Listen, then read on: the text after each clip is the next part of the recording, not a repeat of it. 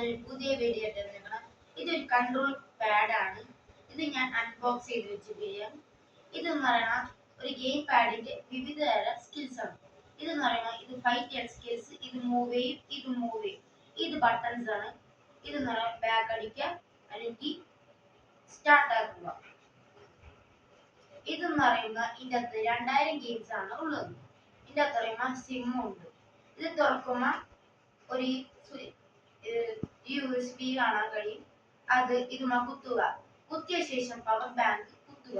ഇതിലൊഴുകി spot ചെയ്യുക. കുത്തിയ ശേഷം പവർ ബാങ്കിൽ കുത്തുക.